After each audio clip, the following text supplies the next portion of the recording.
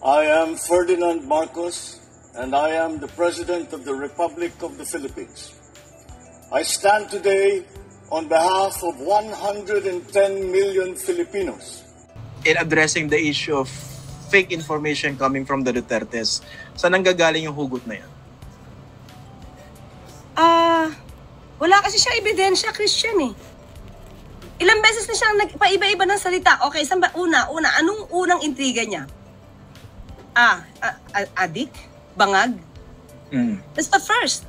After he told that, during the first Maisog rally, nagkaroon siya ng press conference, sinabi niya, wala siyang sinasabi.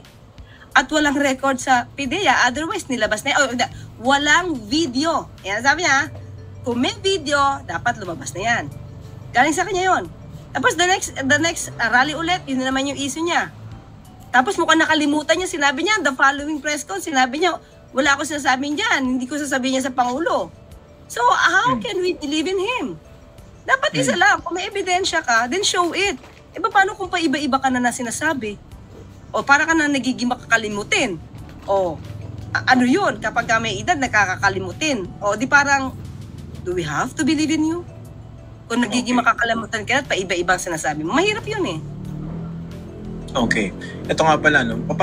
Ito na, in fairness naman kay President Marcos, no? Ito, dun sa mga trolls na tatanga-tanga ngayon lang naman, naghahanap buhay lang yung mga yan, hindi nila alam na in the past, isa rin sa mga binabanatan ko naman, yung pagpapakalat ng fake information about President Marcos. Magugulat yung iba rito na akala anti-Marcos ako. Totoo naman, pero pinagtanggol ko rin siya sa punto ng nung nagpapakalat ng cocaine video itong si Harry Roque. Diba, pinalabas pa nila on the occasion of his State of the Nation address na halata namang manipulated yung video pero pinakalat nila. Sabi ko nga dapat ginagamit, diba, abogado ka, papakalat mo yan. Diba, dapat ma-disbar ka sa pagpapakalat niyan. Eto, paulit-ulit nilang binabanggit. Pati yung mga trolls ngayon dito na pro-Duterte, tawag kay BBM Bangag. Na honestly, no, miski hindi ako big fan ni President Marcos, that's very unfair. No? Yes. Sabihing adik ka, bangag ka, tapos magpakalat ng ganitong information. Ang tanong ko po sa inyo, Attorney Claire, how do you intend to address that? Para kahit paano ma-minimize o baka naman matapos yung issue na yun. Kasi paulit-ulit yan. Binabanggit yan, di ba? Miski si Sara Duterte, si Rodrigo Duterte, patuloy na binabanggit yan. At the time na si Senator Trillanes, Christian, ang nagtatanong at nagde-demand na magpa-drug test si dating Pangulong Duterte, anong sabi ni Atty. Harry Roque? He will just do that voluntarily at hindi dapat utusan. So sa akin, mga Christian, ka-fanatics, fact-natics, tama ba? Ka-fact-natics. Fact-natics. Facts-natics, yan.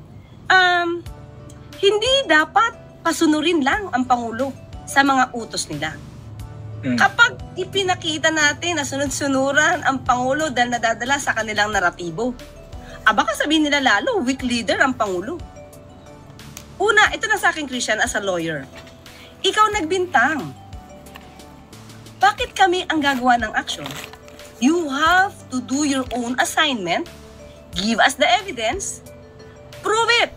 Tama. That is using. So why ask to do this thing na kayo nga, wala kayong mapatunayan. Correct. So, ibabalik natin ito, Christian. Si Pangulong Duterte umamin na may pinatay. Tama. Ilang beses pumatay. Ilang beses nag-utos pumatay. Yan ang fighter ng palasyo. May admission. Tapos pag ngayon, isasalang sa kaso, ano sasabihin nila? Wala kayong ebidensya. O, saan ka pa? Siya umamin.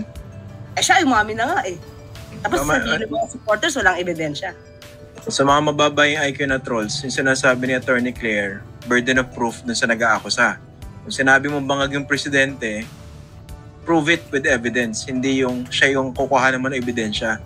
Sige nga, magpa-drug test ha. Presidente yan eh. Parang sinabi mo, sige nga, pitikin mo yung tenga o yung ilong. Huwag ganon, masyadong mababaw yan. No? Tsaka kung maglalabas kayo ng ebidensya, wag naman yung manipulated kasi dapat nga kasuhan kayo ron eh sa mga pinaggagawa ninyo. Teka, pasensya na po. Konting-konti na lang, Attorney Claire, no? And I hope makaulit pa ako sa inyo, no? Oo naman! Okay. Let's talk about the impeachment. Ang sinasabi ng mga legal experts, dapat na magpatawag ng special session si BBM para itong Senado makapag-constitute as an impeachment court during recess. Magpapatawag po ba si BBM ng special session? Ako, as of now, Christian, ang pinakahuli niyang pronouncement dito is kung magre-request ang Senado na magpatawag ng special session, gagawin niya. Pero para kay Pangulo mag-voluntaryong gawin ito, hindi ba magiging mas komplikado yung lagay niya? Maraming nagbibintang na ang Pangulo ang behind, ang nagdidikta ng impeachment na to ni VP Sara. Kung siya pa ang magbo-voluntaryong kumilos at para mapadali ito, mas lalong malalagay sa alanganin ng Pangulo. So mas mabuting Senado na ang magsabi sa kanya at mag-request ng special session. Kung ayaw nga po ni Cheese kasi gusto niya after SONA pa. Wala tayong magagawa. Si burden na yan. Nasa burden na yan.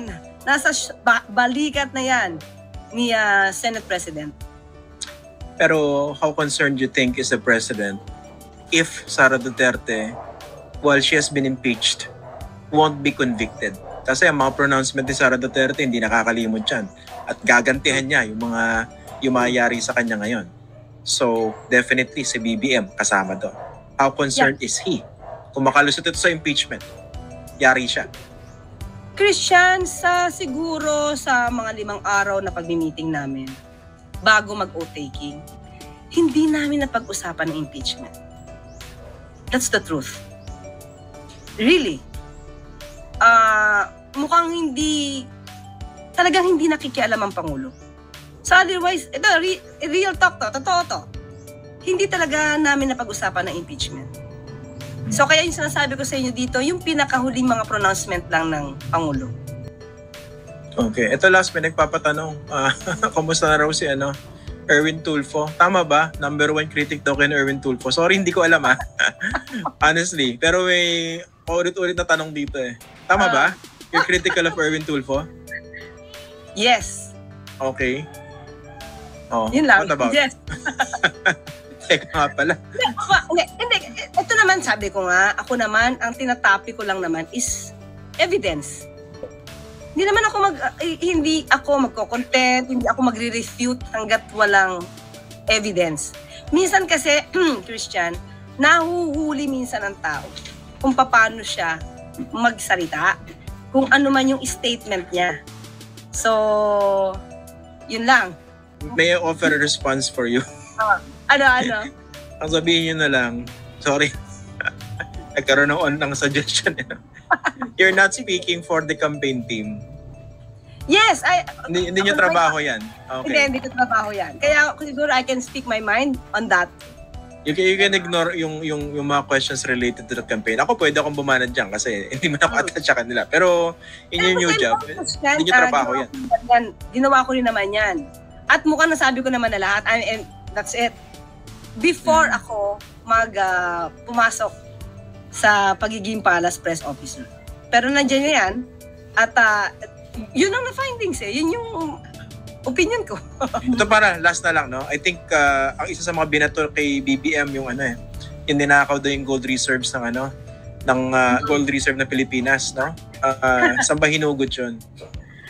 Yun na nga Christian. Di ba parang hindi ba nakakahiya yun na dati kang Pangulo, hindi mo ba alam yung trabaho ng Bangko Sentral? As early as October 2024, Christian, nasagot na to ng BSP. Kahit yung mga ekonomista alam ito, na talaga nagbebenta ng gold ang BSP, pero syempre hindi naman i-compromise yung gold reserves natin. Kasi pag dumami niya, kasi actually, meron kasing meron parang isang batas na parang yung mga small miners ay nag-tax exempt, kaya parang naka-encourage sila na to sell the gold to BSP. So, pag naipon yon, syempre hindi mo naman dapat i-hold ito Kailangan mo to ibenta to pump up the economy. Yun talaga yung regular strategy ng BSP, magbenta ng gold. So, hindi natin alam kung saan hinuhugot ni dating Pangulong Duterte na si Pangulo, si PBBM or ang ating Pangulo, ang siyang nagkukumand na magbenta ng gold. It's part of the routine strategy of BSP. So, hindi ko alam kung saan ang hugot. The way I see it, Christian, ginagawa niya ito to sow fear, to promote that hatred on the people by using this fake news against the president na walang kabase-basehan kundi laway lang. Mga kababayan, napanood niyo po yung interview ni Christian Isguera kay Attorney Claire. Magre-react lang ako doon sa sinabi ni Christian, mga kababayan. Yung sinasabi niya, last campaign period and this time, no, si Pangulong Marcos Jr. ay malaki po ang nagiging pakinabang niya po dito sa mga black propaganda ng mga anti-Marcos. Well, alam nyo, ang sa akin lang naman, hindi na po kasalanan ni PBBM yun kung binabas siya ng tao. Kasi, alam nyo, dekada na po yan, no, mga kababayan, na sinisiraan ng mga Marcoses. Alam po natin yan. O, alam po natin, dilawan po ito si Christian Isguera, guys. Dilawan po yan. O, so, ganun pa man, mga besa, karapatan naman bawat vloggers or sino mang journalist na batikusin ng isang pangulo, pero dapat nasa tama. Kumbaga may katotohanan, ika nga, no? At mayroon naman tayong tinatawag na speech of freedom, no? Freedom of speech, no? Okay lang yun. Wala namang problema doon. Basta, yung alam mo na hindi ka na lumabag sa batas, no? Wag naman masyadong below the belt. Pinipersonal mo na yung isang tao. No i-criticize mo. I-criticize mo lang. Ayon dun po sa mali niya. Di ba? Ang sa akin lang, sa mga baser, you know, hindi na po kasalanan ni PBBM yun. Kung nakinabang man naman po siya doon, kung nag-benefit man siya sa mga nagbabasa kanya, sumisira sa kanya, well guys, kasalanan na po ng mga baser yun. Hindi po kasalanan ni PBBM yun. Di ba? Even si Christian Isguera, guys, binabash po siya. So, ibig sabihin, nag-benefit din siya. 'Di ba? Oh, nag-benefit siya. Kumbaga, karapatan siguro naman talaga ng mga baser na i-criticize siya. Oh, 'di ba? Pero sabi ko nga, kung i-criticize mo isang tao o isang politiko, dapat may basihan. Ganun lang po kasimple 'yun eh. Well, in fairness naman talaga kay Christian Isguera, minsan ibig sabihin kahit dilawan naman po siya, minsan, you know, kinukorek niya din yung tama. Doon, base doon sa sinasabi niya na nagpapakalat ng pulburon, mga DDS, kumbaga, kinorek din naman niya yun. Kudos din naman sa kanya. Pero ganun pa man, mga kababayan, kahit anti-Marcos ka pa, dapat mayroon din po tayong paggalang sa Pangulo. Like for example, itawag mo sa pangalan niya, Marcos na lang. No, wag ganun. Hinalal po ng taong bayan po yan. No, so ang tawag natin sa kanya bilang paggalang na pinakamataas na opisyal or ama ng bansa is dapat may laging Pangulo or President, no? So, dahil dito naman guys, sa interview niya kay Attorney Claire, yung Secretary Castro, in fairness naman talaga sa kanya, talaga naman matapang, no? At maganda naman po yung sagot niya kay Christian, direct to the point, no? May basihan, pawang katotohanan lamang yung kanyang mga sinasagot. Kung nakikita naman ninyo kay Yusek Claire, talaga naman guys, ako in my own, you know, siya po ang tagapagtanggol ng Pangulong Marcos Jr. The way, yung dinidebunk niya, yung mga fake news ng mga dilis, which is maganda naman po talaga yan. Sabi nga ng ibang netizen, no? Sa lahat ng mga undersecretary ng Pangulo in the past, walang kabuhay-buhay. So ngayon, nagkaroon talaga buhay ang palasyo because of Yusek Castro. You know, 'di ba? Sa mga matapang na mga sagot niya sa mga nagpapakalat ng fake news laban sa Malacanang, of course sa Pangulong Marcos Jr., talagang sa pool yung mga nagpapakalat ng fake news, lalo na po sa dating Pangulong Duterte, 'di ba? Tama naman po yung ginagawa niya. Sabi niya nga, hindi po yung hayaan mo na lang sila suntok ng suntok, dapat kailangan mo ding sanggain. Tama yun. Ibig sabihin, i-debunk mo lahat ng fake news na pinapalabas o pinapakalat ng mga baser, 'di ba? Yung mga kritiko ng Pangulo. Alam nyo, si Yusek Attorney Claire Castro, guys, binabanatan siya ni Maharlika kung ano ang pinagsasabi. Isa lang buong ibig sabihin nun, inggit lang yun ni Maharlika. Kasi, Sus Maria Joseph, trial lawyers, kumpara mo kay Maharluka-luka, wala siyang panama kay Yusek Castro. Sus Maria Joseph, you know. And of course, guys, yun lang naman ang aking nagiging reaksyon doon sa sinasabi na nag-benefit ang Pangulo sa eleksyon dahil sa maraming baser. Well guys, hindi naman siguro tayo pinanganak bukas para hindi natin alam. Dekada na po yan guys. Even din si dating Vice President Leni Robredo, talagang binabas siya. Diba? Dekada na po yan. Well, kung ganun ang pananaw ni Mr. Christian na nag-benefit sa mga baser, lahat po ng politisyan nagbe-benefit. Even the journalists, even celebrities, lahat po. Even me. Diba guys? Hindi ko nakasalanan kung binabasa ko. Kasi, ang in-upload ko lang na video dito is yung mga pawang katotohanan lamang. Lalo na po sa dating administrasyon, pinopost ko dito at may basihan naman ako. So, ang daming mga dilis na nagbabasa akin, minumura ako. Walang problema doon. Hindi ko nakasalanan po yun. Hindi tayo nagpapalabas dito ng fake news. So, well, papasalamat din tayo sa mga, sa mga kritiko ng Pangulo. Kasi, dyan pa lang, ginagawa yung, kumbaga, ginawa yung breakfast, ginagawa yung tanghalian, panghapunan ng Pangulo sa paninira ninyo. Thank you doon, no? Sa mga kritiko ng Pangulo. Diyan kayo masaya, wala tayong magagawa Hindi natin kayang pigilin na sana po, kung pag nagbabas kayo, yung may basihan po kayo. So, yun guys, ang aking pinaka-latest updates video. And syempre, courtesy po ni Christian Esguerra, no? Maraming salamat sa inyong watching. See you again on my next upload video. Bye. And babus. God bless Philippines.